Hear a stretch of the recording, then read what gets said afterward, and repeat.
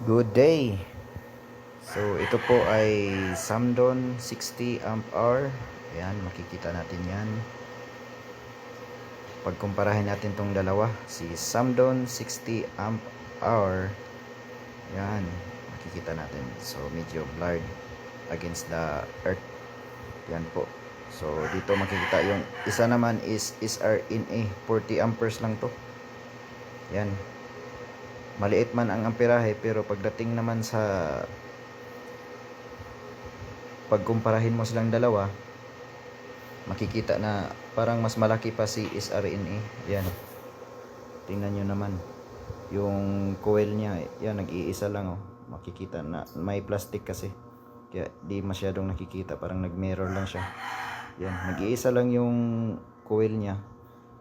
Kahit 60 ampere siya, nag-iisa lang yung coil niya. Parang transformer. Yan, dito sa kabila is dalawa. Yan, dalawa. So parang mas malaki pa si SRNA kahit 40 amperes lang siya. Yan.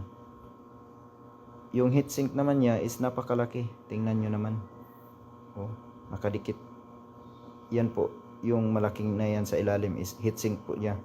So hindi to basta-basta umiinit.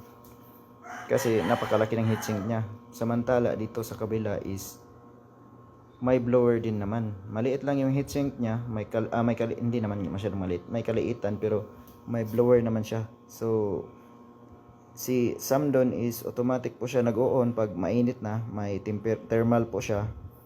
Pag umiinit, umaandar na po siya. Yung blower niya umaandar na. Yan. So makikita natin na yung mga piyesa naman niya is parang common lang na piyesa, samantala dito sa kabila is surface mounted halos maliban sa capacitor. Yan, surface mounted na halos lahat. Si Samdon naman is parang yung mga local pa rin na piyesa, yung mga common na piyesa na pwedeng i-resolda, yung gano'n na mga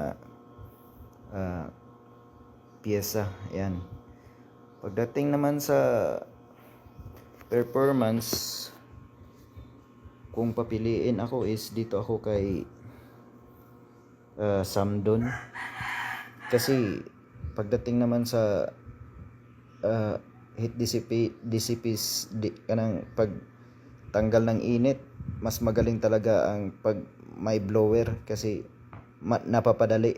Tapos may thermal siya na pag tipid siya sa kuryente kasi hindi mo na yung init niya automatic na mawawala, lalo na pag malakas, pag nag-on na yung blower niya. Yan. So para sa akin mas maganda si Samdon. Maganda din naman si SRNA. Mas nagagandahan lang talaga ako sa Samdon. So next time guys, pag nag-vlog ako is ikumpara natin tong dalawa sa performance naman. Dito pinakita ko lang yung loob ng dalawa, SRNA versus Samdon. Yan, pareho silang maganda guys, pareho naman silang maganda. Yan, makikita natin. Oh, napakaganda ng heatsink niya. Wala lang siyang blower. So pag mabigat yung load mo, kailangan mo nang mag-fan kasi umiinit talaga. Yan. Unlike kay Samdon na may blower na siya, na binubugahan niya na, kaya madali lang mawala yung init.